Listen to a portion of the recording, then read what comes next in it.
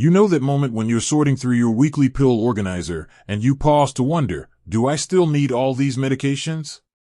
If that thought has crossed your mind, I want you to know something crucial. You're asking exactly the right question. The truth is, as our bodies change after 60, some medications that once helped us might now be doing more harm than good. Today, we're going to talk about 6 common prescriptions that research shows may actually shorten lifespan when taken long-term by older adults. But here's the important part. This isn't about scaring you. It's about empowering you with information to have better conversations with your doctor. Let's start with the first medication that deserves a second look. Medication number 1, proton pump inhibitors, PPIs. Those little purple pills for heartburn, like omeprazole or pantoprazole, might seem harmless, but long-term use has been linked to some serious concerns. Studies in the Journal of the American Medical Association found that seniors taking PPIs for years had 50% higher risk of dementia, increased bone fracture risk, higher rates of kidney disease. Now, I'm not saying to stop them cold turkey. That can be dangerous. But here's what you can do. Ask your doctor if you still need the same dosage. Try natural alternatives for occasional heartburn, like chewing gum after meals. Consider if lifestyle changes could reduce your need. My patient Bob, 72, was able to cut his PPI use in half simply by eating smaller meals and avoiding late-night snacks. His doctor was thrilled with the improvement in his kidney numbers. Medication number 2, sleeping pills, benzodiazepines.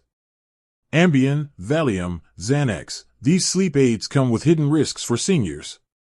Research from the British Medical Journal shows that older adults using these medications regularly had 50% greater risk of Alzheimer's, increased falls and fractures, higher mortality rates over 5 years. The scary part? Our bodies process these drugs differently as we age, so the same dose you took at 50 might be too much at 70. Here are safer alternatives to discuss with your doctor.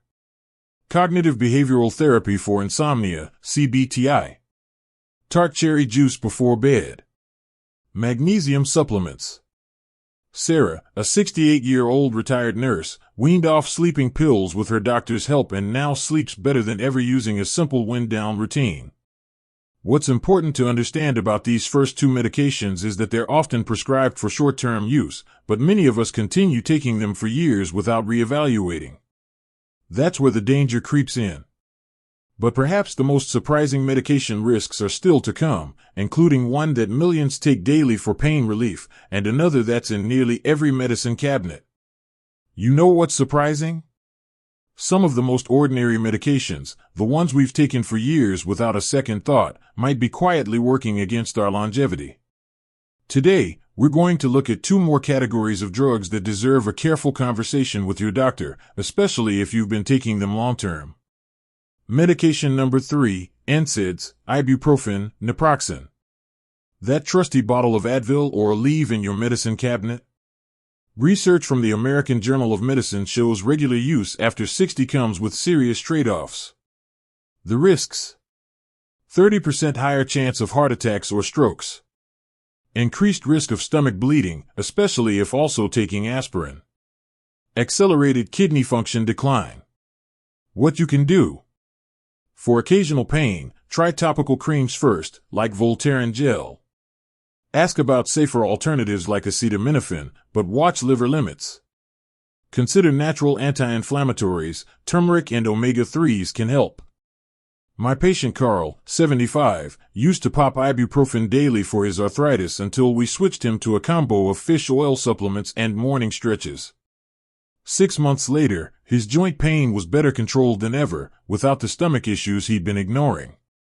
Medication number 4, Anticholinergics, diphenhydramine, OTC sleep aids. Here's one that might shock you. Common allergy meds like Benadryl and mini-PM pain relievers contain drugs that reduce acetylcholine, a crucial brain chemical, are linked to a 54% higher dementia risk. JAMA internal medicine can cause next-day drowsiness that increases fall risk. Safer alternatives: for allergies, newer antihistamines like loratadine, Claritin. For sleep, melatonin or the relaxation techniques we discussed earlier. For colds, look for phenylephrine instead of diphenhydramine. Margaret, 69, made this switch after realizing her occasional Benadryl use had become almost nightly. I thought it was harmless because it's over the counter, she told me. Now I understand why I was feeling so foggy in the mornings. The common thread.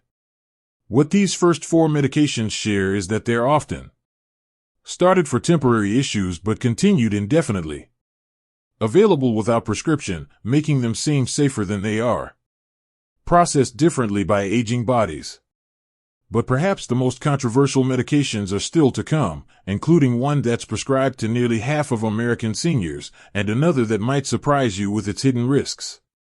Medication number 5, statins, cholesterol-lowering drugs. Here's something your doctor might not have mentioned. After age 75, the benefits of statins like Lipitor and Crestor become much less clear. A groundbreaking study in JAMA Internal Medicine found, for seniors without existing heart disease, no measurable reduction in heart attacks, 33% higher risk of diabetes development, increased muscle pain and weakness, especially concerning for fall risk. What to consider instead? Ask your doctor about deprescribing if you're over 75 with no heart disease history. Try dietary changes. 2 tablespoons of ground flaxseed daily can lower LDL as effectively as low-dose statins. Focus on inflammation reduction through omega-3s and exercise. Henry, an 80-year-old retired engineer, worked with his cardiologist to gradually reduce his statin dose while increasing his fish consumption. His latest blood work showed better numbers than he'd had in years, with none of the muscle aches. Medication number 6, long-term diabetes drugs. While controlling blood sugar is crucial, some diabetes medications may be too aggressive for seniors. The American Geriatric Society now warns that intensive blood sugar control increases dangerous hypoglycemia episodes. Some drugs like glibenclamide have higher risks than newer alternatives. Overly strict targets can actually reduce lifespan in frail elderly patients. Healthier approaches. Discuss relaxing A1C targets. 7 to 8% may be safer than less than 7% after 70. Ask about metformin alternatives if kidney function declines. Try post-meal walking. Just 10 minutes reduces blood sugar spikes. Maria, 78, switched from aggressive insulin therapy to a gentler regimen combined with afternoon walks. I have more energy, and I haven't had a single scary low blood sugar episode since we made the change, she shared. Putting it all together. If you're taking any of these 6 medications, remember, don't stop anything abruptly. Sudden changes can be dangerous. Schedule a medication review appointment with your doctor. Bring this list and ask, is this still necessary at my age? Are there safer alternatives? Can we try reducing the dose? What's fascinating is that many of my patients find they actually feel better when we carefully adjust their medications. Less fatigue, clearer thinking, more energy, proof that sometimes less really is more. I'd love to hear your experiences with medication changes in the comments. Have you and your doctor ever adjusted your prescriptions as you've gotten older? Your story could help others navigate this important conversation. If you found this information helpful, do me a favor, hit that like button so more people can see it. And subscribe for more honest conversations about thriving after 60. Remember, good health isn't just about adding years to your life, it's about adding life to your years.